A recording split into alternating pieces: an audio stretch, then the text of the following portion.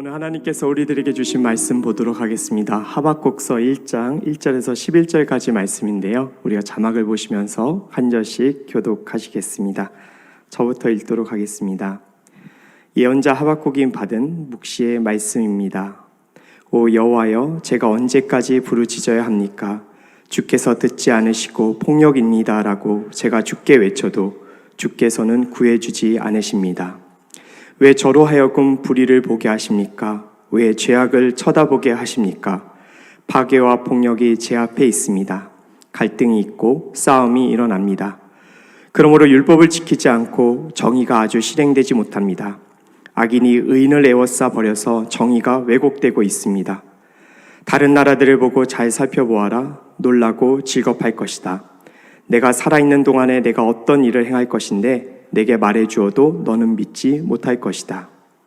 보아라, 이제 바벨론의 사람들을 내가 일으킬 것이다. 그들은 사납고 과격한 사람들이다. 남의 생활터전을 빼앗으려고 온 땅을 돌아다닐 것이다. 그들은 두렵고 무서운 사람들이다. 그들에게 정의와 권위는 그들 마음대로다. 그들의 말들은 표범보다 빠르고 저녁의 늑대들보다 사납다. 그들의 기마병들은 무척이나 빨라서 멀리서부터 달려온다. 그들은 마치 독수리가 먹이를 잡아채듯 빠르게 날아온다. 그들 무리는 동쪽 바람처럼 모두가 폭력을 휘두르려고 와서 포로들을 모래알처럼 모은다. 그들이 왕들을 비웃고 관리들을 조롱할 것이다. 그들이 모든 요새를 비웃고 흙 언덕을 쌓아서 그곳을 침략한다. 함께 읽겠습니다. 그러나 자기 힘이 신이라고 여기는 죄인들, 그들도 바람처럼 사라져 버릴 것이다. 아멘. 갈래 공동체에 오신 여러분 모두를 축복하고 환영합니다. 그리고 오늘 영상으로 함께하는 모든 분들에게도 동일한 하나님의 은혜가 넘치도록 정말 기도하겠습니다. 잠시 말씀 듣는 시간 갖고 기도할까요? 제가 기도하도록 하겠습니다. 하나님 아버지, 두렵고 떨리는 마음으로 우리 모두가 하나님 앞에 서 있습니다. 주님께서 우리를 긍휼히 여겨주셔서 사랑의 메시지, 소망의 메시지, 복음의 메시지를 허락하여 주시고 우리의 영을 소생케 하사 빛과 소금의 인생을 살아가도록 역사하여 주옵소서. 말씀을 전하는 이 부족한 종의 입술을 주장하사 하나님께서 원하시지 않는 말씀 단 한 말씀도 하지 않도록 주님께서 붙잡아 주시고 오늘 이 말씀을 통해 주님의 영광의 역사가 일어날 수 있도록 허락하여 주옵소서. 이 모든 기도 살아계신 우리 주 예수 그리스도의 이름으로 간절히 기도 올려드립니다. 아멘.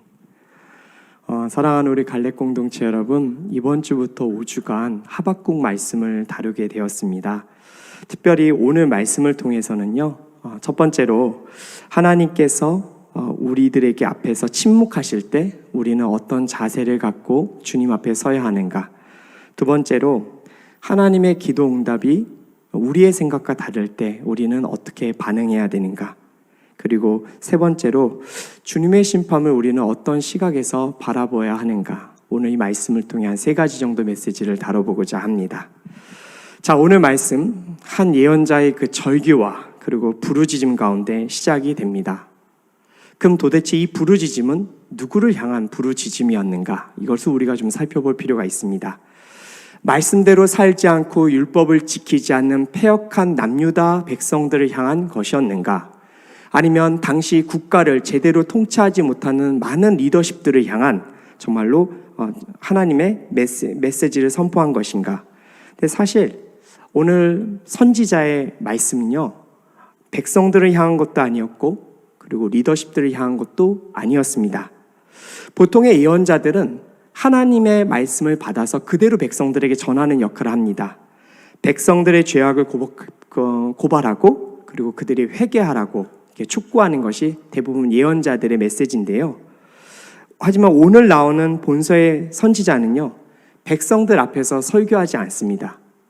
그것이 일반 선지자들과 매우 다른 특징입니다.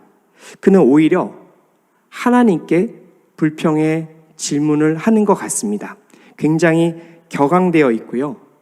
당장 나의 질문에 답해달라는 모습을 보이고 있습니다.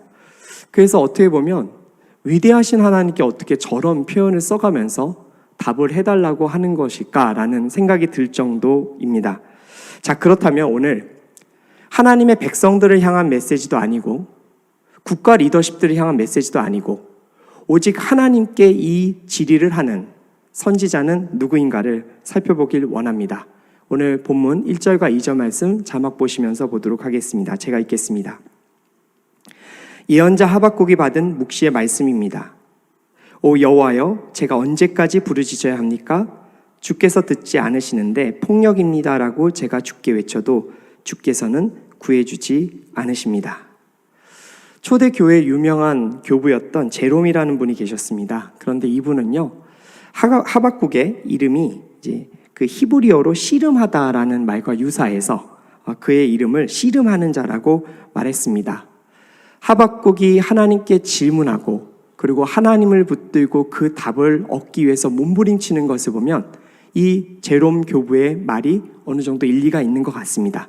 그렇지만 현재 학자들도 하박국의 이름 뜻이 씨름한다라고 정확하게 이것이 정확한 표현이라고는 하지는 않습니다.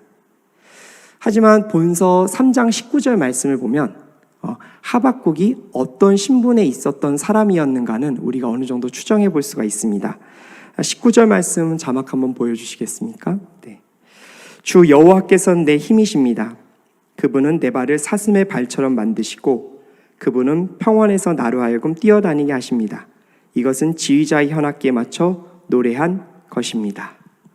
네, 이 본문만을 보면요, 하박국은 아마도 성전에서 노래하던 찬양대원이었고 레위인의 후손이었을 것으로 추정이 됩니다. 왜냐하면 지휘자의 현악기에 맞춰 노래한다라는 이 표현은 찬양대원이 아니고서는 할 수 없는 말이기 때문에 그렇습니다.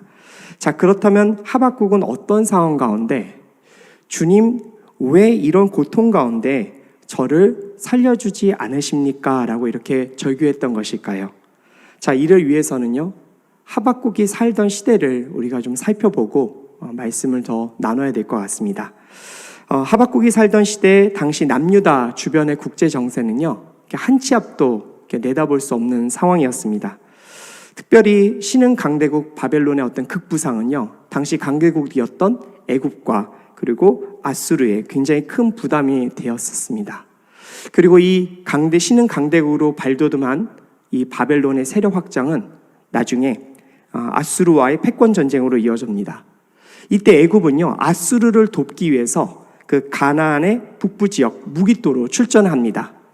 아수르와 바벨론이 붙은 것을 알고 아수르를 도와서 바벨론을 물리쳐야 자기들의 세력을 지킬 수 있다는 판단하에 이제 그렇게 참전을 하는 것이죠.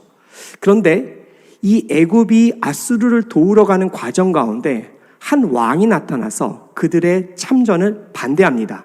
그리고 그들과 함께 전쟁을 벌이는데요.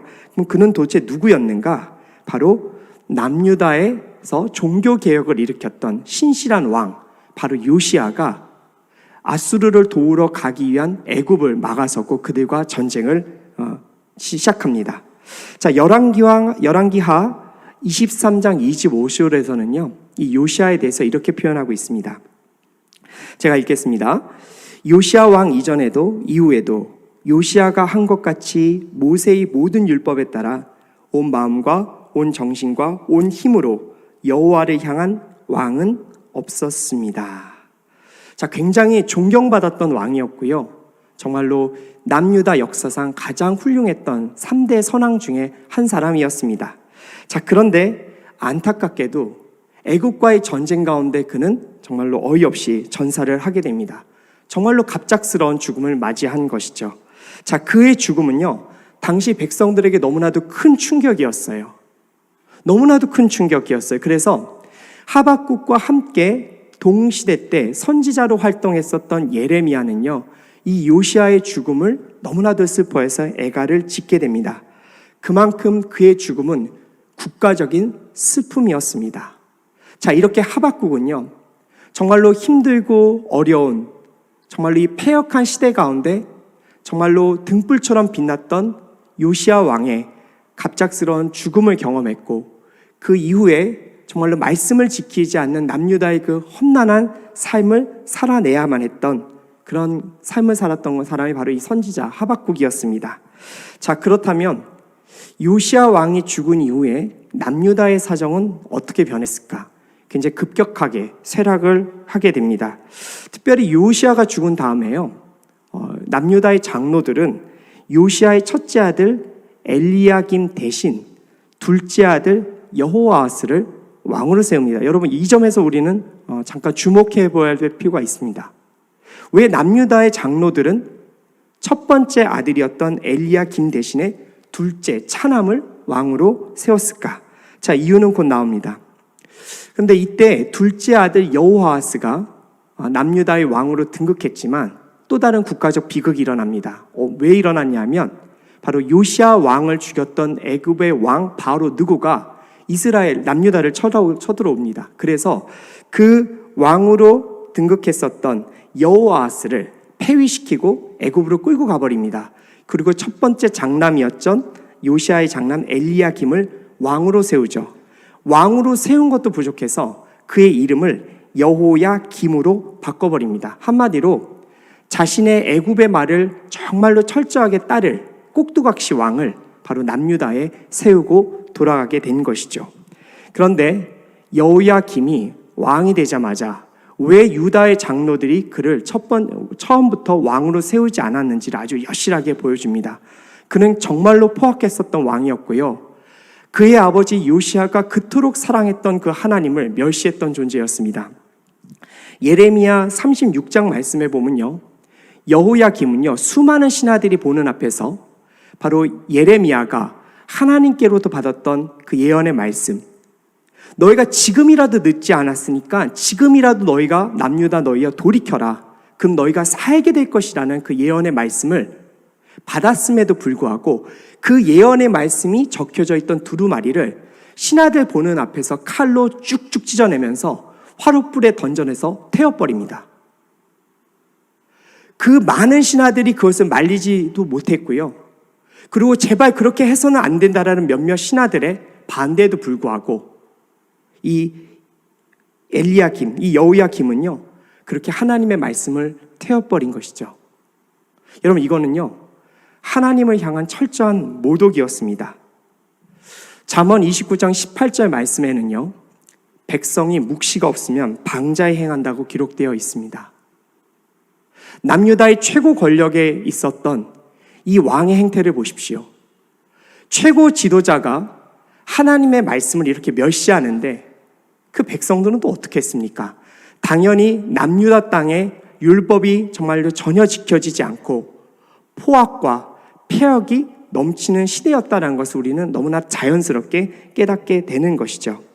자, 이 사실은 본문 3절과 4절 말씀에 더욱더 자세히 나타나고 있습니다. 하박국의 절규예요. 왜 저로 하여금 불의를 보게 하십니까? 왜 죄악을 쳐다보게 하십니까? 파괴와 폭력이 제 앞에 있습니다. 갈등이 있고 싸움이 일어납니다. 그러므로 율법을 지키지 않고 정의가 아주 실행되지 못합니다. 악인이 의인을 에워싸버려서 정의가 왜곡되고 있습니다. 여러분, 지금 이 상황이 남유다의 상황인 거예요. 하박국 선지자가 그걸 보면서 너무나 가슴이 아픈데 왜 하나님 우리를 돕지 않으시냐고 이렇게 절규하고 있는 것입니다. 최근에 그 미국에서 그 아시아계 사람들을 향한 그 증오 범죄가 많이 일어나고 있다는 거 여러분 뉴스 통해서 알고 계실 것입니다. 물론 여러분 일부 사람들입니다. 대부분의 미국의 시민들은 그 시민 정신을 갖고 이런 일들을 당연히 비난하고요. 하지만 정말로 일부 사람들의 이런 범죄가 일어나는데요. 그 악행이 보면 볼수록 참 잔혹하기 이를 데 없습니다. 제가 본 뉴스에서 보니까요, 그냥 평범하게 이렇게 시장 보시다 이렇게 길을 걸어가고 가시는 그 80세 정도 되신 그 아시아계 할머니를 그 미국의 그 건장한 청년이 그 할머니께 이렇게 범죄를 하더라고요. 그러니까 정말로 그가 할 수 있는 힘을 다해서 때리고 그냥 유유히 걸어가 버리는데 80세 어르신이 무슨 힘이 있으시겠어요. 할머니셨는데요. 당연히 정말 이렇게 쓰러지셔서 일어나지 못하시는 그 장면을 뉴스에서 보게 되었습니다. 여러분, 증오 범죄는 누구를 향한 줄 아세요? 여러분, 이러한 증오 범죄는요, 사회의 가장 연약한 여인들과 아이들을 향해 그 화살이 가고 있습니다. 묵시를 잃어버린 백성들의 사회, 어쩌면 이런 말도 안 되는 범죄들이, 이런 흉악한 일들이 사회 전반에 걸쳐서 정말 일말의 양심의 가책도 없이 일어나는 사회가 아닐까 이렇게 생각해 보았습니다. 왜냐하면 여러분, 마음에 두려운 것이 없는 거예요. 마음에 그들을 통제할 수 있는 어떤 것도 없다 보니 자연스럽게 이런 일들이 벌어지고 있는 것이죠. 결국 하박국 1장 1절에서 4절까지의 말씀을 통해서 하박국 선지자는 하나님께 부르짖는 거예요. 하나님, 이 백성들이 당신의 말씀을 업신여기고 방자히 행동하는데 왜 그렇게 지켜만 보고 계십니까? 하나님, 그리고 그 사이에서 너무나도 고통받고 있는 당신의 백성들이 이렇게 힘겨워하는데 왜 우리를 도와주지 않으십니까? 라는 정말 이 처절한 절규를 백성들이 아닌, 지도자들이 아닌 하나님께 지금 올려드리고 있는 거예요. 자, 이런 상황, 여러분들은 이런 상황을 혹시 경험해 보신 적이 있으십니까? 하박국처럼 하나님께 절규하면서 여러분들의 문제를 씨름해 보신 적이 있으신지 궁금합니다. 주님의 복음 믿고 주님의 백성이 됐습니다. 그러나 여러분, 세상 녹록치 않습니다. 오히려 성도들이기 때문에 더 많은 공격과 어려움에 시달릴 때가 있습니다.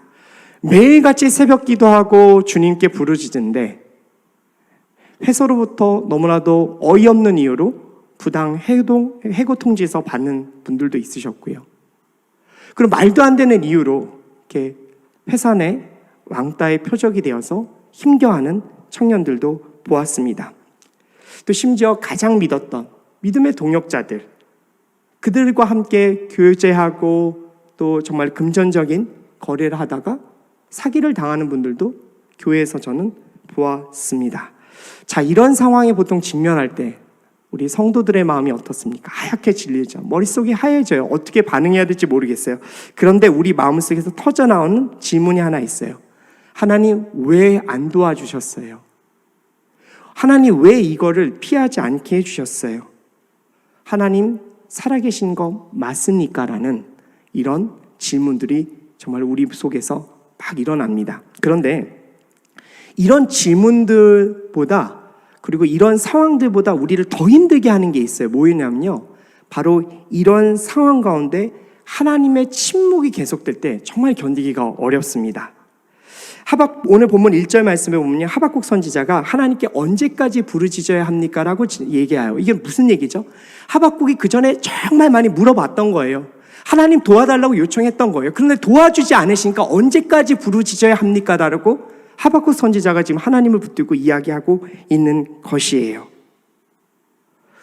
제가 결혼 전에 아버지와 살면서 가장 힘들었던 게 뭐였냐면요, 아버지 식사하셨어요? 라고 이렇게 질문을 해도 아버지가 답을 안 하시는 거예요. 아버지가 방에서 나오셔서 아버지 오늘 뭐 잘 지내셨어요? 라고 이렇게 대답을 해도 아버지가 아무 말씀도 안 하시는 거예요. 여러분, 아버지한테 이런 반응을 정말로 이렇게 반응 때문에 이런 반응을 볼 때 자녀로서 갖는 이 마음은요, 정말 이 분노 또 화가 막 치밀어요. 왜 내 아버지는 나를 인정하지 않는 것일까? 나를 왜 존중하지 않는 것일까라는 이것 때문에 굉장히 화가 치밀어 오를 때가 참 많았어요. 물론 하박국 입장하고 뭐 저희 입장은 다르겠지만 그럼에도 불구하고 모든 문제를 해결해 주실 수 있는 하나님께 그렇게 도움을 요청하고 하나님께 정말로 울부짖었지만 답이 없으실 때, 이때 하박국의 심정은 아마 우리 모두가 어느 정도 이해할 수 있는 심정이라고 생각합니다. 그래서 성도들 중에는 이런 하나님의 침묵이 너무나 힘들고 견디기가 어려워서 그냥 기도의 자리를 떠나는 사람들도 있습니다. 여러분, 우리는 어떻게 해야 될까요? 하박국처럼 하나님의 침묵 가운데서 있을 때 우리는 어떻게 하는 것이 주님이 기뻐하시는 일일까? 우리 한번 생각해 보아야 될 것입니다. 하나님께서 침묵하신다고, 나를 향한 사랑을 버리셨다고 나도 하나님의 사랑과 하나님의 신의를 버리겠습니다. 그리고 그 기도의 자리를 떠나는 것이 맞을까? 아닙니다. 여러분, 결단코 아닙니다. 우리 하나님은 침묵의 자리에서도 하박국처럼 당신께 들러붙어서 기도하며 응답해 달라라는 그 자녀의 모습을 기다리고 있습니다.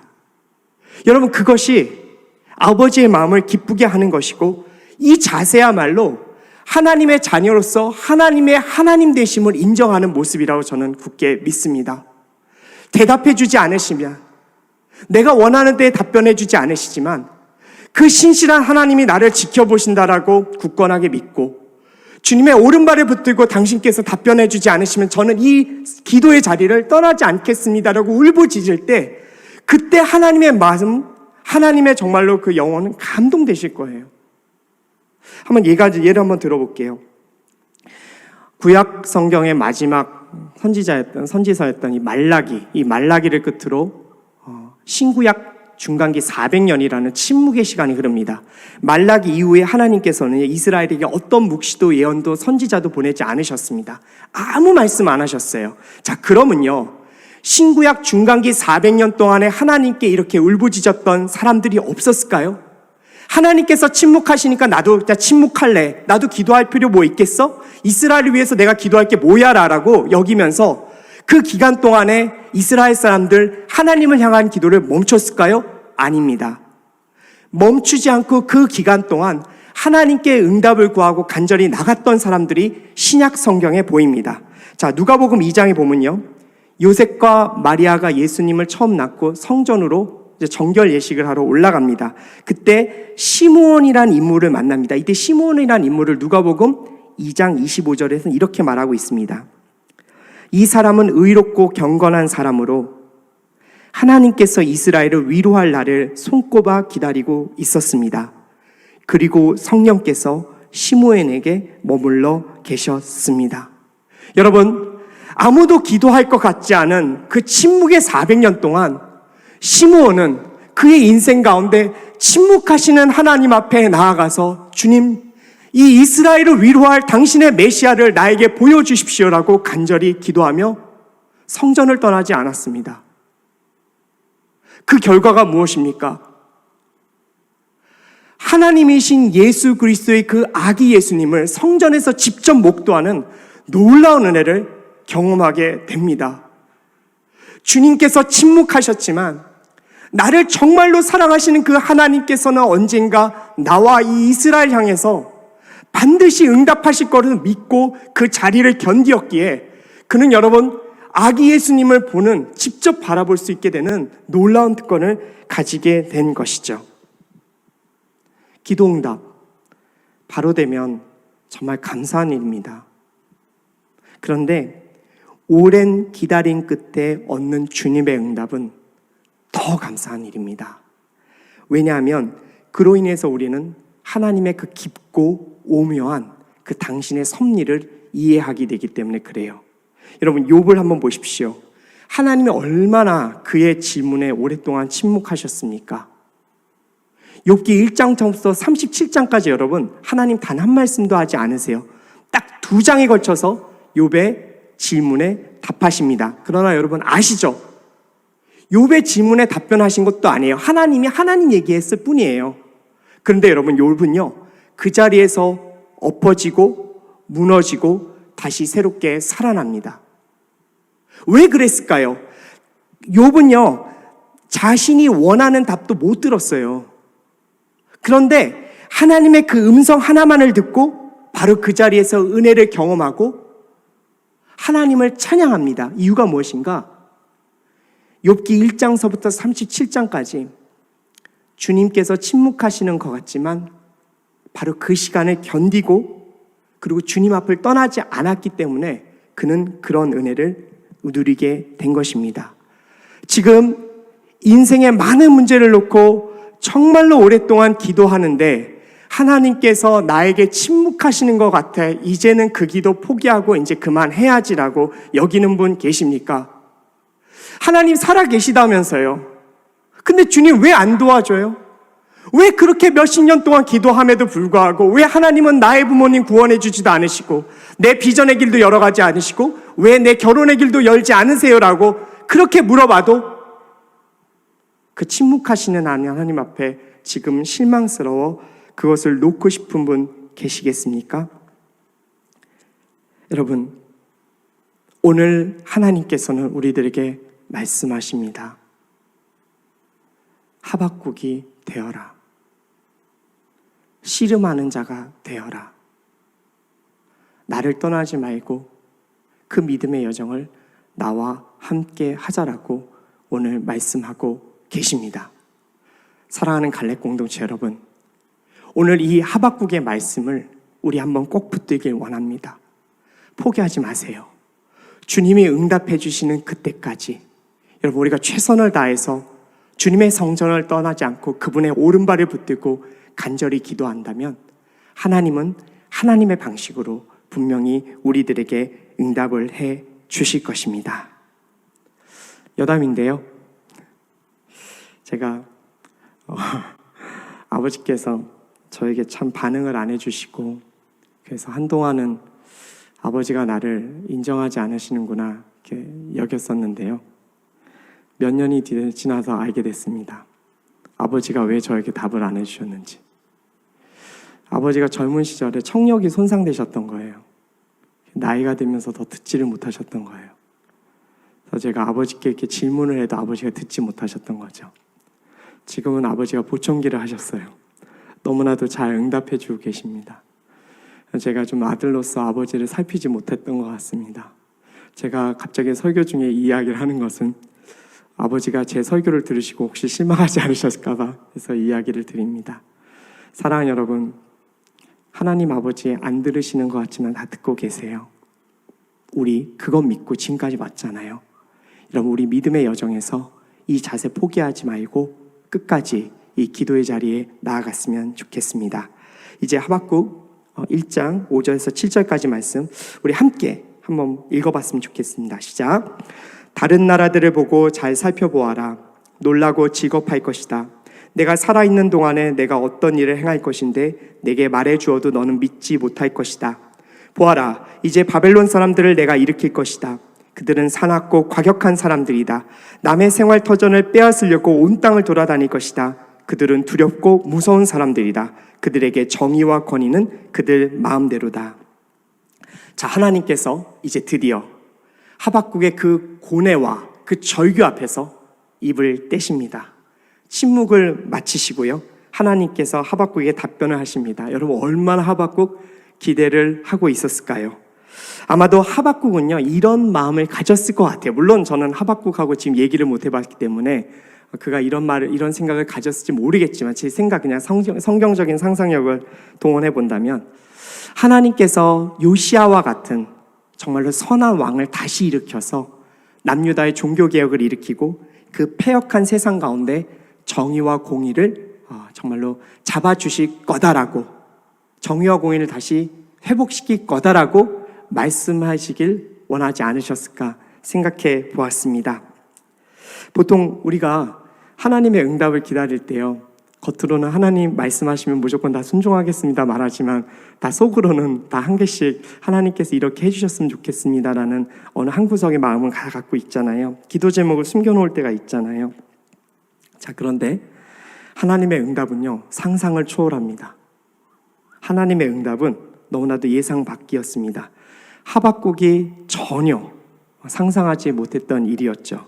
자, 주님은 먼저 5절 말씀에서요, 하박국, 너가 생전에 너가 믿지 못할 거대한 역사의 변혁을 내가 일으킬 거야 라고 이렇게 선포를 하십니다. 그럼 도대체 주님의 계획은 무엇이었는가? 주님의 계획은 바로 강대국이었던 애국과 아수르의 세력을 바벨론에 의해서 꺾어버린다는 이 엄청난 계획을 갖고 계셨던 것입니다. 그리고 또 한 가지는 무엇이었는가? 바벨론을 통해서 그렇게 죄악을 저지른 바로 남유다를 심판하겠다라는 것이죠. 마치 이런 상황인 거예요. 여기 계신 분들 중에서 이 한국에 일어나는 수많은 이 중범죄와 이 아픔과 폐역함을 보면서 하나님 왜 우리나라를 돕지 않으십니까? 라고 이렇게 하나님께 기도했더니 하나님께서 환상 가운데 뭐라고 얘기하시냐면, 우리 한반도 주변에 어떤 한 신흥 강대국을 들어서 내가 그 나라를 일으켜서 너희 남한 땅을 침공시킬 거고 침공하게 할 거고, 그것으로 인해서 너희 남한 땅에 있는 수많은 죄악들을 다 씻어낼 거야 라고 이렇게 답변하신 거예요. 여러분, 이 말씀을 듣는 하박국의 심정 얼마나 두렵고 떨리겠어요. 그런데 하나님께서 지목하신 그 나라가 어떤 나라였는가? 정말로 패역하고 무서운 나라였어요. 잔인하기 짝이 없는 나라예요. 저런 나라에 의해서 침공당할 때 자기 민족이 겪을 아픔을 생각해 보니까 얼마나 두려운 마음이 들었겠습니까? 사랑하는 여러분, 하나님 앞에 기도했음에도 불구하고 오랜 기다림 끝에 하나님께서 응답하셨는데 우리가 하박국 같은 응답을 들을 때가 있어요. 전혀 예상하지 못하고 우리가 원하지 않은 방향으로 하나님께서 답변하실 때가 있단 말이죠. 그럴 때 우리는 어떻게 해야 되는가? 참 이것이 난제입니다. 유학의 길을 열어달라고 기도했는데 하나님께서 신학교의 길을 여실 때가 있고, 사도 바울처럼 오랜 지병을 회복시켜 달라고 했더니 너의 은혜가 족하다라고 응답을 들을 때가 있습니다.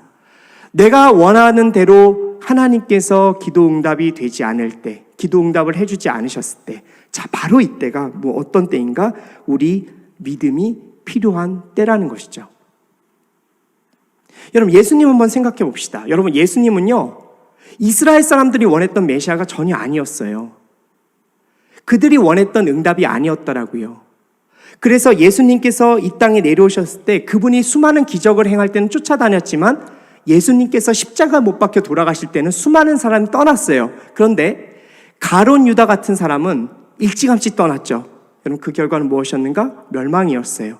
하지만 예수 그리스도께서 십자가에 못 박히심에도 불구하고 그분이 하나님께서 우리들에게 주신 메시아라는 것을 굳게 믿었던 당시 사람들과 2000년이 지나서 지금도 예수님을 믿는 우리 여기 있는 모든 이들은 바로 우리는 구원을 선물로 얻게 되었습니다. 여러분, 이것이 하나님의 기도 응답이 우리가 예상한 것과 전혀 달라도 그 응답을 신실하게 따랐던 사람들에게 가질 수 있는 은혜라는 것이에요. 제가 잠깐 제 이야기를 드릴 게 있는데요. 제가 대학교 졸업하고 신학교 가기까지 딱 10년이라는 시간이 있었습니다. 그동안에 일반 직장 생활도 했고 또 개인 사업도 한번 해보겠다라고 준비도 했었습니다. 그런데 그 10년 동안에 제가 제일 열심히 했던 게 무엇이었는가? 기도를 되게 열심히 했던 것 같아요. 날마다 또 매일은 못하지만 일주일에 3번씩은 꼭 새벽 기도하면서 이렇게 비전, 사업, 배우자 놓고 열심히 기도했습니다. 말은 거창했습니다. 하나님의 영광을 위해서 살겠다고. 다 거짓말이었습니다. 10년 동안 제 야망 놓고 기도했던 것을 저는 하나님께 진짜 고백합니다. 제 욕심 놓고 기도했습니다. 그런데 하나님께서 정말로 긍휼히 여겨주셔서 제 기도 다 들어주셨습니다. 한 가지도 빠짐없이 다 들어주셨습니다. 딱 한 가지만 빼고요. 뭐 기도 안 들어주셨냐면 개인 사업 한번 해보겠다는 이 기도는 안 들어주셨어요. 그런데 여러분께 정말로 고백하는데요. 10년 동안 기도하는 과정 가운데 단 한 번도 목사가 되겠다는 생각도 해본 적 없고 제 기도에 목사라는 단어는 나오지도 않았습니다. 그 10년이라는 역사 가운데 목사라는 단어 자체는 제 인생의 단어가 아니었어요. 오히려 주변 사람들이 저보고 현규야 너 혹시 신학교 가보지 않을래라는 이야기 할 때마다 기분이 별로 안 좋았어요. 왜냐하면 나는 지금 사업을 준비하고 새로운 미래를 꿈꾸는데 무슨 목사 같은 이야기를 해, 무슨 신학교 같은 이야기를 해라고 제가 속으로 기분이 많이 안 좋았죠. 그런데 딱 10년이 지났을 때 하나님께서 제 비전에 대한 기도의 응답을 이 목회자의 길로 부르셨어요. 단 한 번도 기도 안 했어요. 단 한 번도 목사 돼보고 싶다라는 기도 단 한 번도 한 적 없어요.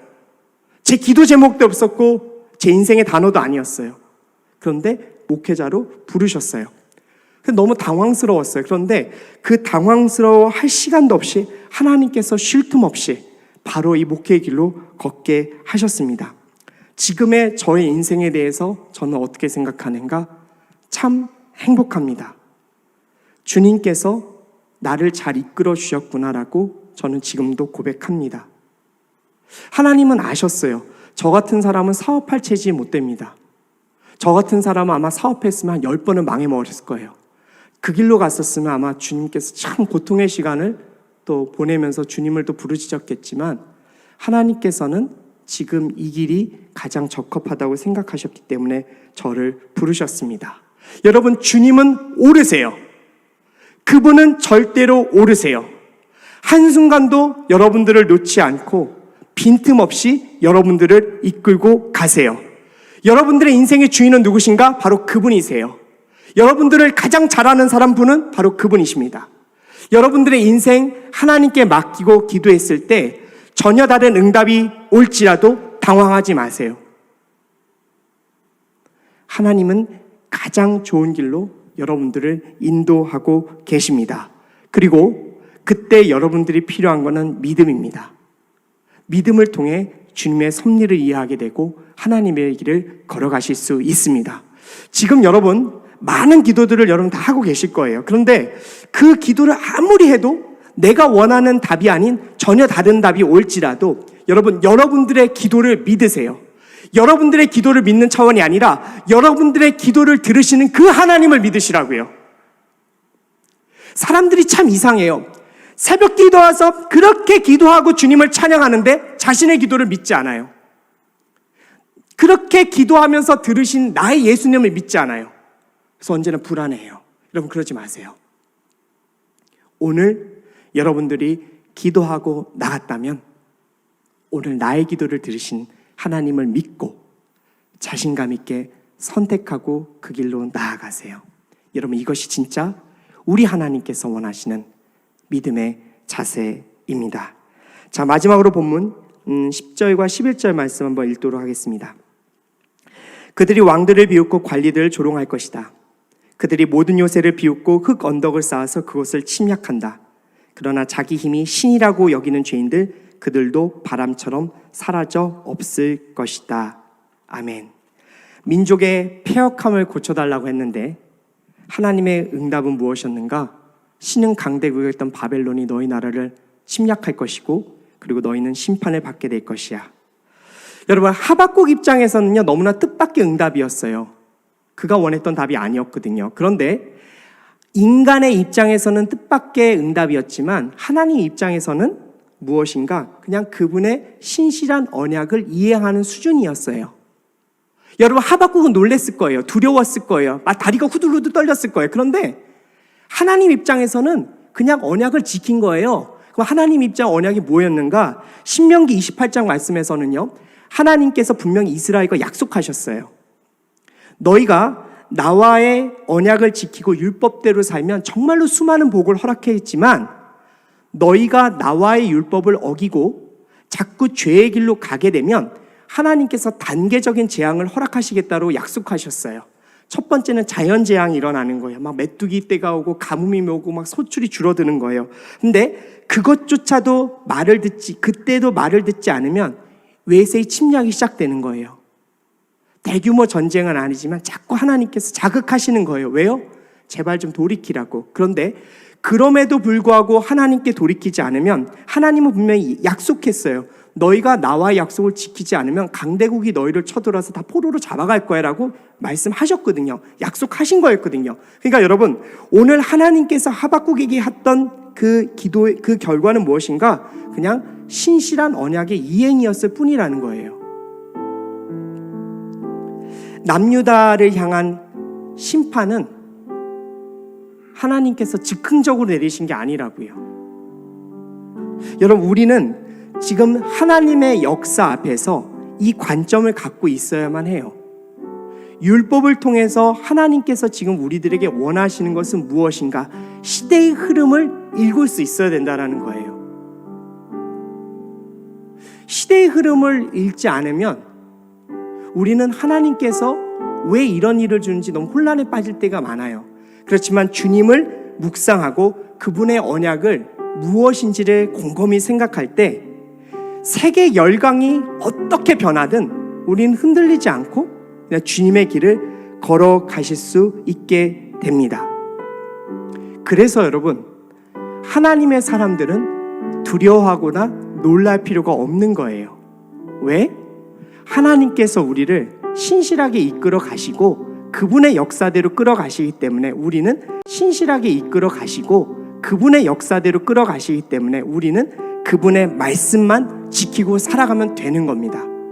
그러면 모든 것이 자연스럽게 협력해서 여러분들에게 가장 선한 길을 인도하시고 여러분들을 날개 그늘 아래서 지켜주실 것입니다. 오늘 하박국의 말씀을 통해서 하나님께서는 침묵하시는 하나님 앞에 우리 성도들이 하박국과 같은 자세로 기도하길 원하신다고 말씀하셨고, 두 번째로 기도의 응답이 우리 생각과 달라도 그 하나님을 믿고 나아갈 때 하나님께서는 분명히 좋은 결과를 주실 거라고 이야기하시고요. 세 번째로 주님의 심판이 다가올지라도 하나님의 관점에서 그것을 해석하고 우리가 하나님 앞에 잠잠할 때 주님께서 우리의 모든 인생을 둘러 진쳐주시고 보호하실 거라는 것을 이야기하고 계십니다. 사랑하는 여러분, 이 시대에 하박국이 됐으면 좋겠어요. 주님께 들러붙어서 말씀하지 않으셔도 하나님이 너무 좋사오니 이 기도의 자리를 지키겠습니다라고 할 때 우리 하나님 너무 기뻐하시면서 여러분들 꼭 안아주시고 하나님의 때에 말씀하실 것입니다. 그 하나님이 여러분들을 찾고 계십니다. 메시지를 갖고 기도하겠습니다.